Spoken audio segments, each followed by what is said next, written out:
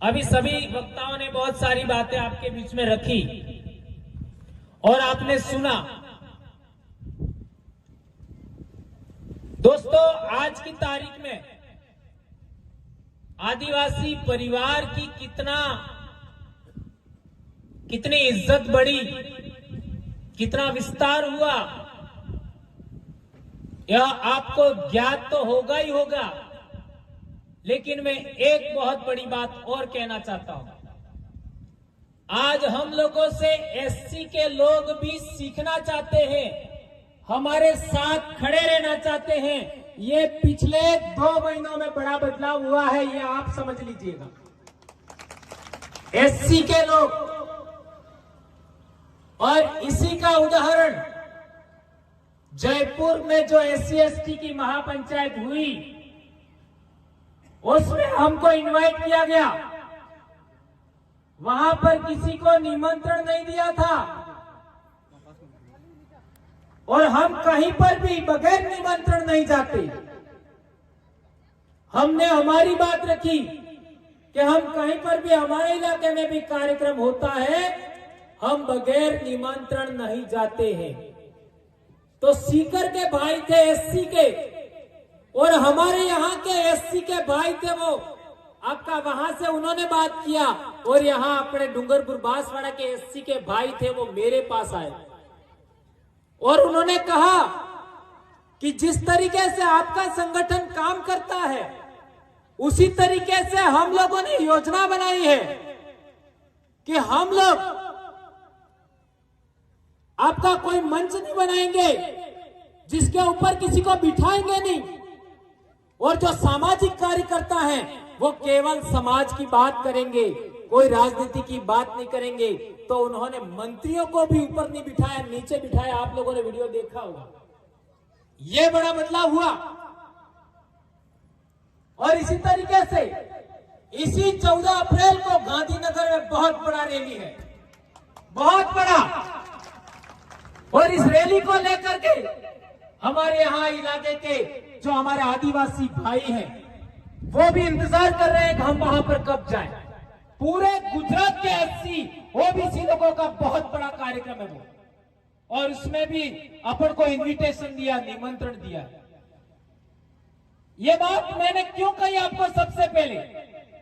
ये बात इसलिए आप लोगों को कही है, अब हम लोगों को थोड़ा बड़ा दिल रखना पड़ेगा, बड़ा दिल रखना पड़ेगा। हम लोगों को ये जो आपका पिछड़ा वर्ग है, एससी वर्ग है, उन लोगों के साथ में सह संबंध कायम करना होगा। ये मैं कहना चाहता हूं। एससी लोग तो अब की बार आदिवासी सिस्टम पर ही काम करना चाहते हैं। इसके ये 2 बड़े प्रमाण आपको बताए मैंने।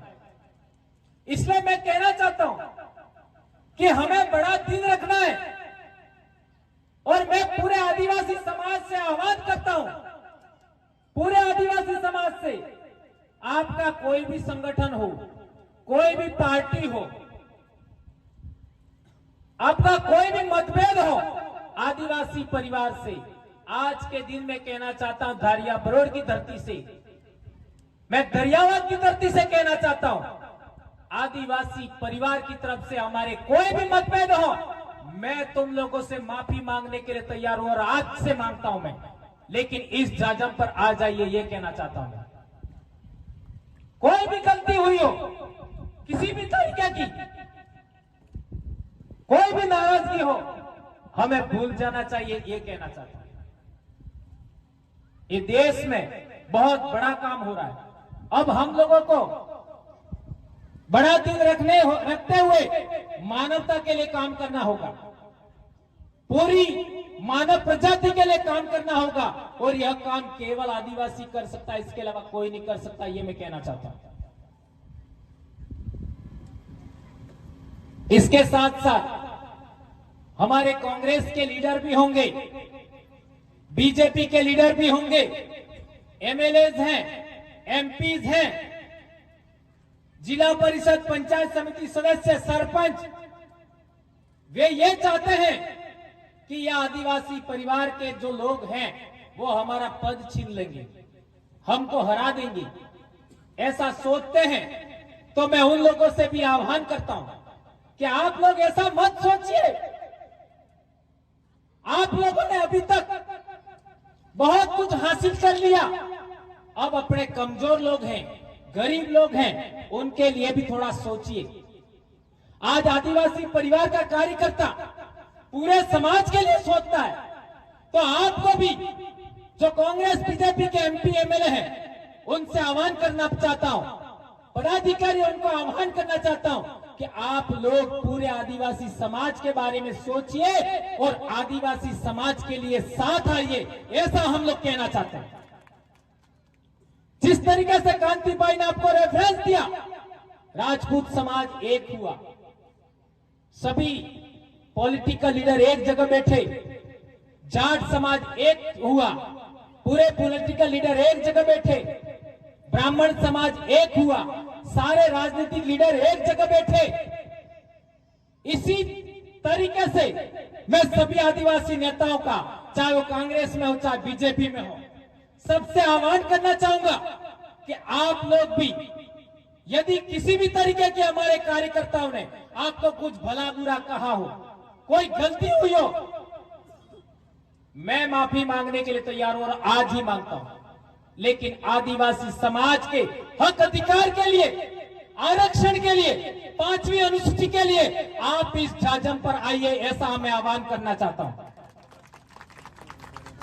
जो भी गलतियां हो गई, मैं मानता हूं कोई गलती नहीं हुई है, फिर भी हो गई, माफी मांगने के लिए हम तैयार हैं।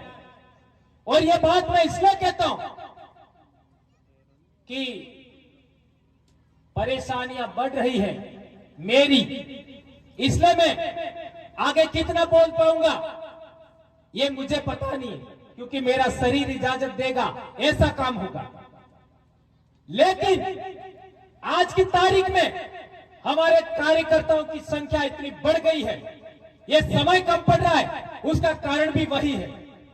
और लास्ट में मुझे रखा जाता है, क्योंकि मेरे रखने के बाद, मेरे बोलने के बाद लोग चले जाते हैं, इसलिए सभी कार्यकर्ताओं को मेरे से आगे बुलवाना जरूरी भी है। ये बात तो मैं समझता हूं, इसलिए अब मैं ये चाहता हूं कि मेरा समय भी आप लोगों के लिए देना चाहता हूं। मैं महीने में या 2 महीने में जब भी मेरा शरीर अच्छा रहेगा, उस समय बड़ी संख्या में जो लोग इकट्ठा होंगे वहां आऊंगा। शेष कार्यक्रमों में आप बोलिए, ऐसा मैं कहना चाहता हूं। इसलिए आप लोग जिद मत करिए। मेरे सामने समस्या आ जाती है, लोग मेरे घर आ जाते हैं, निमंत्रण लेकर के जिद करते हैं, नहीं आपको आना ही पड़ेगा। भैया, मेरा शरीर ठीक रखना जरूरी है, ये भी आप लोग समझिएगा। और जब आप मेरे घर पहुंच जाते तब मेरी ड्यूटी बन जाती है कि मैं ठीक हूं या नहीं हूं, जाना ही पड़ेगा। ऐसा नहीं होना चाहिए। मेरे को लिखने दीजिए, जितना अच्छा लिखूंगा मैं उतना अच्छा आप बोल पाएंगे, ऐसा मानता हूं। बिल प्रदेश कैलेंडर कोई खूंटी पर टांगने के लिए नहीं है, ये कोई तारीख दर्शाने के लिए नहीं है। मोबाइल में भी तारीख होती है, मोबाइल में भी महीना होता है, ये जानकारी के लिए है। ये बात हमें समझना पड़ेगा। लगे हाथ बात रखने से पहले एक और बात कह देना चाहता हूं। पिछले दिनों अपना कार्यक्रम हुआ लसाड़िया में, और वहां क्या समस्या है आप लोगों को सबको पता है कि हमारे अपने भाई हैं, वो अपने आप को क्षत्रिय राजपूत मानते हैं, रावत मानते हैं, आदिवासी नहीं मानते। ये बात बड़े पैमाने पर वहां सभी लोगों ने कही थी और उठी थी। इसके बाद अपना पाल बलुआ और सेमारी में बात हुई, वहां पर भी ये बात उठी। हमारे सरसिया में भी रेवेन्यू रिकॉर्ड में कई भाइयों के रावत लिखा हुआ है, और आपका यहां तो लसाड़िया के तो आप सब जानते ही हो, मुझे ज्यादा कहने की जरूरत नहीं। आप लोगों के आग्रह पर हमने कहा, क्योंकि हमारे वहां पर जो रोतो की पाल है, पाल लेम्बरवाड़ा के किसी भी बुजुर्ग आदमी को जाके पूछिए किसी भी बुजुर्ग को जो देश आजाद होने से पहले पैदा हुआ, हम लोग काफी समय से काम कर रहे हैं, उनको भी पूछोगे तो हमें थान सिंह, मान सिंह, ये हमार वडील था, वे चित्तौड़ थकी आए आप जाम कहीं देख रहे नाम थान सिंह, मान सिंह, और वो स्वयं कहते हैं अनपढ़ लोग ये चित्तौड़ के आसपास, राजसमंद के आसपास, कुंभलगढ़ के आसपास जितने खंगारोत लगाते हैं, रावत लगाते हैं, वे हमारे भाई हैं। ये उन लोगों ने हमको बताया था और इसी आधार पर हमने बोला कार्यक्रमों में, और आप सब जानते ही हो उनका संस्कृति और सब कुछ हमारे जैसा है। रेवेन्यू रिकॉर्ड में क्या लिखा है वो भी मांगी भाई ने आपका लसाड़िया में बताया था। तो हम लोगों ने कुंभलगढ़ में जो बोला उसका वीडियो उनके पास गया, उन्होंने हमको बहुत सारा भला बुरा कहा और क्या कहा कि आप लोग हमारे इतिहास को नहीं जानते हो, आपने हमको भील कहा, ये कहा, वो कहा। तो मैंने उनको कहा भाई मेरे, हम लोग किसी का विरोध नहीं कर रहे, हम लोग किसी के दुश्मन नहीं है, हम लोग सामाजिक एकीकरण कर रहे हैं, सामाजिक एकता, सामाजिक एकता का प्रयास कर रहे हैं। और जो बातें हमारे तक आई लसाड़िया में, उदयपुर में, कुंभलगढ़ के लोगों ने हमको बताया, उसी के आधार पर हमने बोला। और आपको यदि बुरा लगा है तो हम माफी मांगते, ऐसा मैंने व्हाट्सएप पर भी लिखा। कई भाइयों ने मेरे को मैसेज किए, मैंने लिखा, और इस मंच के माध्यम से भी मैं उन सब से आग्रह करना चाहता हूं, हमें उलझना नहीं है, हमें लड़ना नहीं है, हमें बातचीत करनी चाहिए, आमने सामने बैठ करके जो राय बनेगी करेंगे। काहे को लड़ना, काहे को लड़ना, किसी को भला बुरा काहे को करना। आप लोग चाहते हो यदि हम लोगों ने गलत मौका बोला तो इसी मंच से हम कहना चाहते हैं, हम लोग आपसे माफी मांगते हैं, पर हमें आपस में आमने सामने बैठना चाहिए, संवाद करना चाहिए, चर्चा करना चाहिए। और यदि आपकी बात सही है तो हम मान लेंगे, हमें क्या दिक्कत है। हम ये थोड़ी कहना चाहते हैं आपको भला बुरा, आपका अपमान करे, हम लोग ऐसा नहीं चाहते। हम लोग क्या करना चाहते हैं और किस आधार पे काम करना चाहते हैं, ये बात हम लोग बार बार कह चुके हैं।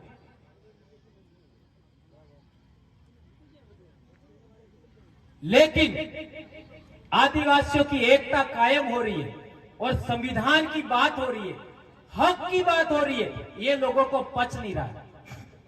आप देख लीजिए, ये संविधान की आपका प्रियम्बल है, प्रस्तावना, इसी को आधार मान करके हमने आदिवासी परिवार बनाया, प्रियम्बल को आधार मान के। सारे सुप्रीम कोर्ट के जजमेंट प्रियम्बल को ध्यान में रखते हुए बनते हैं।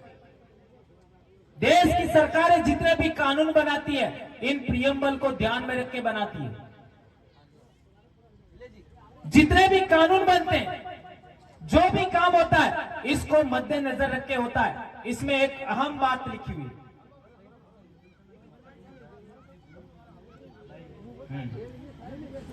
ठीक है। जो बहनें जा रही है, थोड़ा समय ज्यादा हो गया इसलिए, क्योंकि ये बहुत बड़ी बात है, तो गुड़ वगैरह लेके आए, ले जा रहे हैं, दे रहे भाई, वो आप लेके जाना, ये कहना चाह रहे हैं, ठीक है।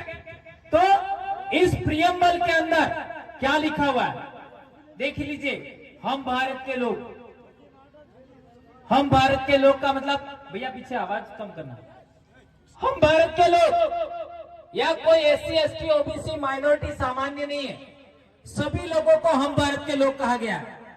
भारत को संपूर्ण प्रभुत्व संपन्न समाजवादी, धर्मनिरपेक्ष, लोकतांत्रिक गणराज्य बनाने के लिए तथा उसके समस्त नागरिकों को सामाजिक, आर्थिक और राजनीतिक न्याय, ये बात ध्यान रखिए, सामाजिक न्याय, आर्थिक न्याय, राजनीतिक न्याय।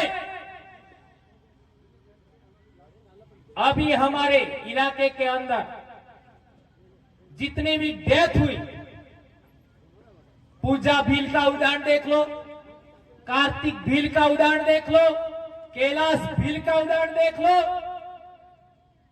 उधर आपका इंद्र मेघवाल का उदाहरण देख लो, जितेंद्र मेघवाल का उदाहरण देख लो, मध्य प्रदेश में आदिवासियों को मारा गया उनका उदाहरण देख लो। क्या सामाजिक न्याय हुआ? मैं आपसे सवाल करना चाहता हूं, क्या सामाजिक न्याय हुआ?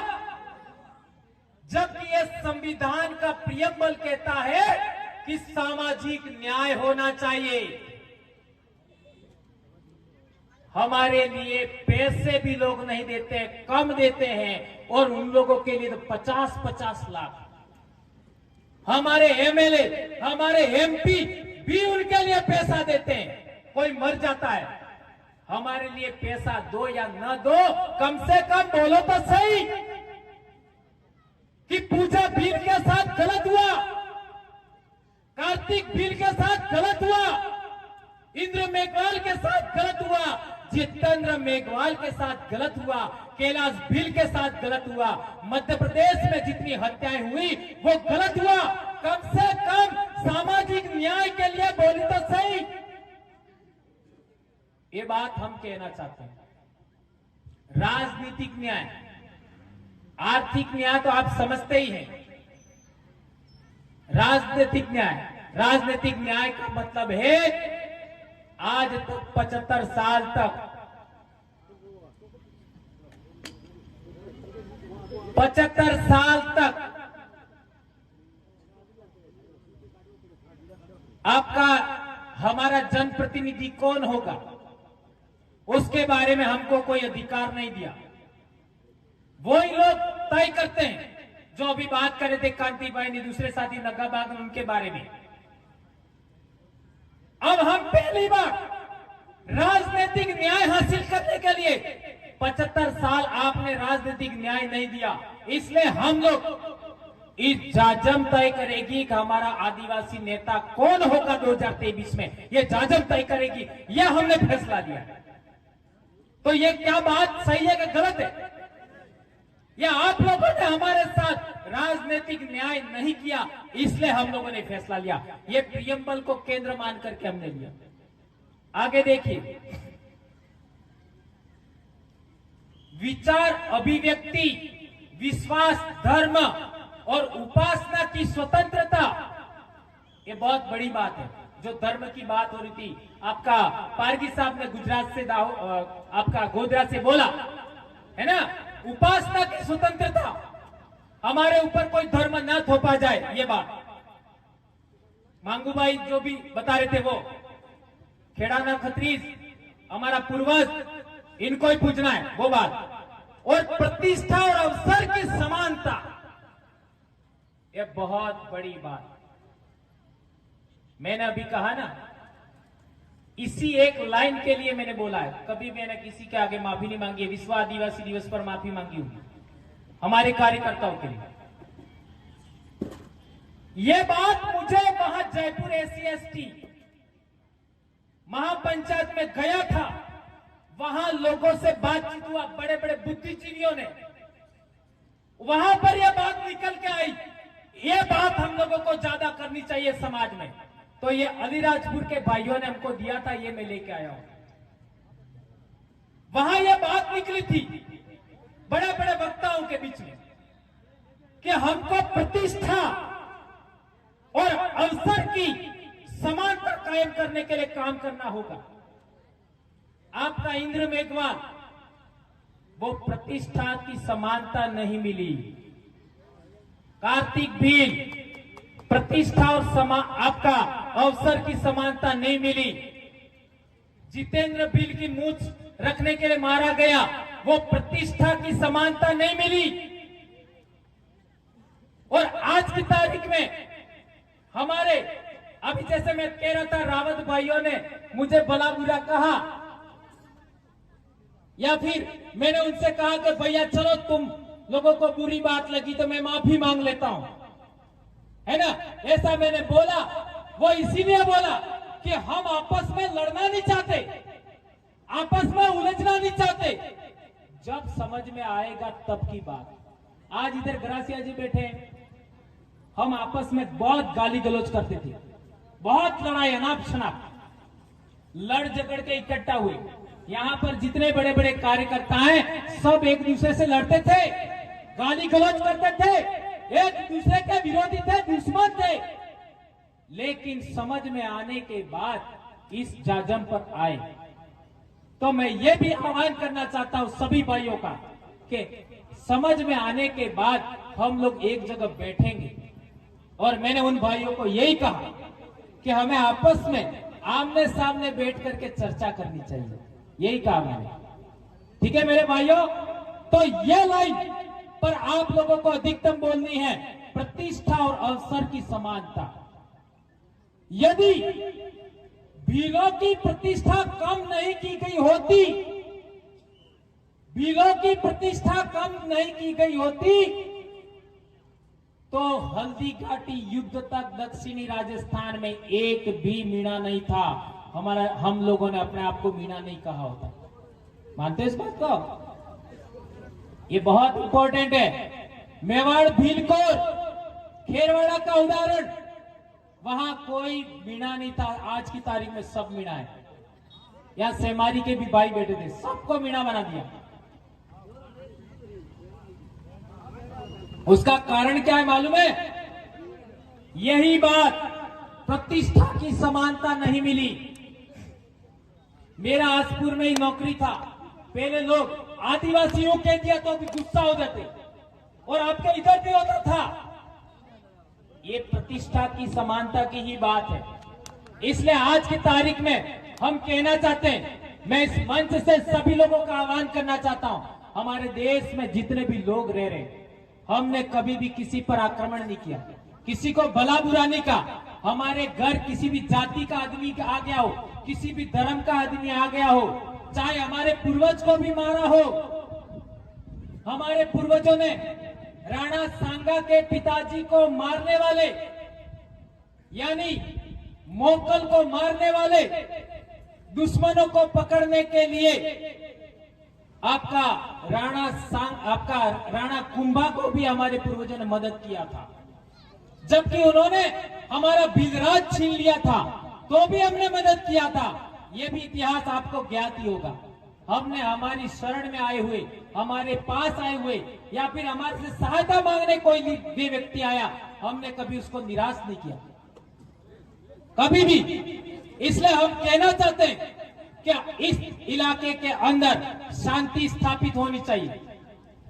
इस इलाके के अंदर संविधान के प्रावधान लागू होना चाहिए।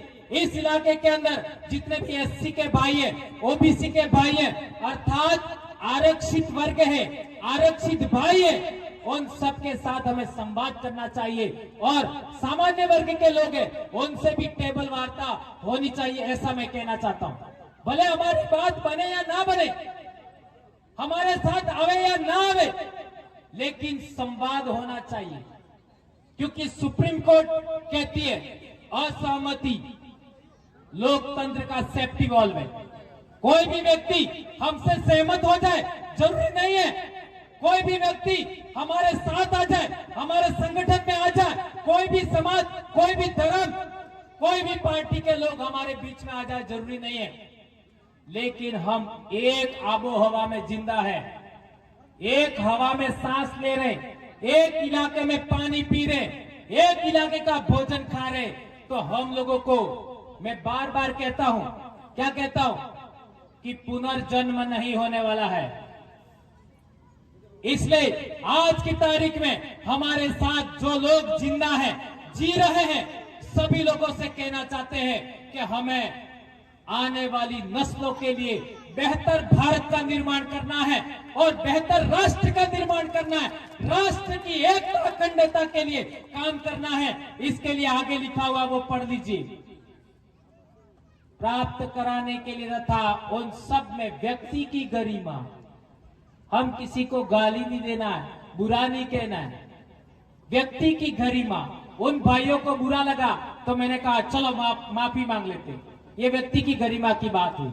आगे, और राष्ट्र की एकता और अखंडता सुनिश्चित करने वाली बंधुता बढ़ाने के लिए कृत संकल्प होकर हमारी इस संविधान सभा में आज तारीख 26 नवंबर 1949 के दिन एकता द्वारा इस संविधान को अंगीकृत, अधिनियमित और आत्मा समर्पित करते हैं। बहुत इंपॉर्टेंट बात है, इस बीच में एक लाइन एकता अखंडता सुनिश्चित करने वाली बंधुता, ये हमारे पूर्वजों का मूल्य है। देख लीजिए भारत देश के अंदर हमारे पूर्वजों ने, कितने भी लोग बाहर से आए, हमारे पूर्वजों ने कभी भी उनको ये नहीं कहा,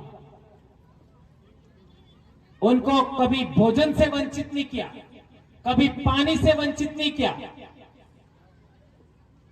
लेकिन देश आजाद होने से पहले हमको अच्छा खाना खाने से रोका जाता था कि नहीं रोका जाता था?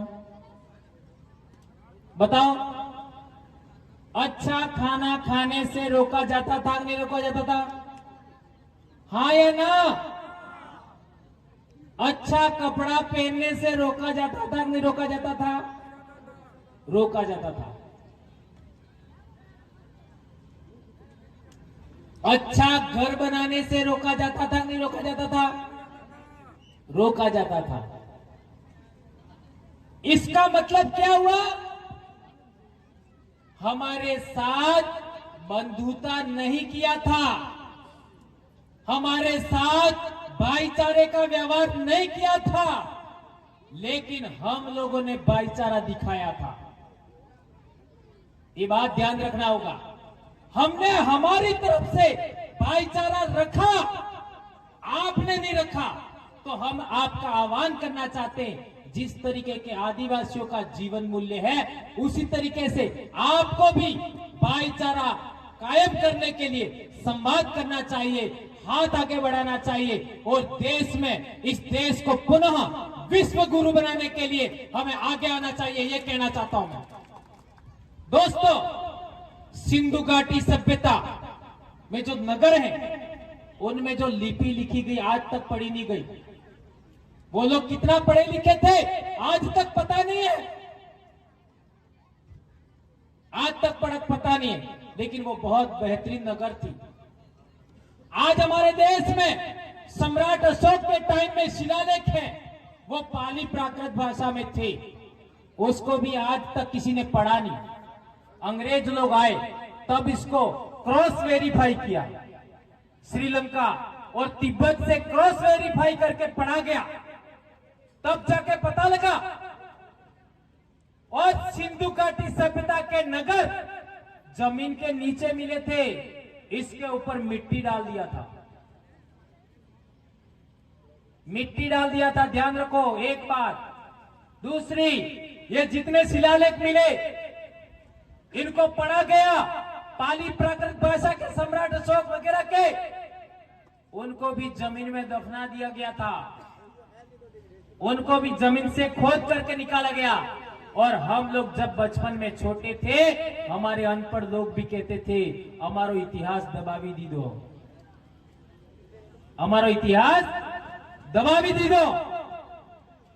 इसलिए हम लोगों ने आदिवासी समाज का इतिहास पुनर्जीवित करने के लिए केवल आदिवासी समाज के लिए बोला, और आज भी बोलते हैं और आगे भी बोलेंगे, क्योंकि आदिवासी को सबसे आगे लाना है, सबसे पहले लाना है और प्रतिष्ठा कायम करनी है, उसको किसी के नीचे नहीं रखना है।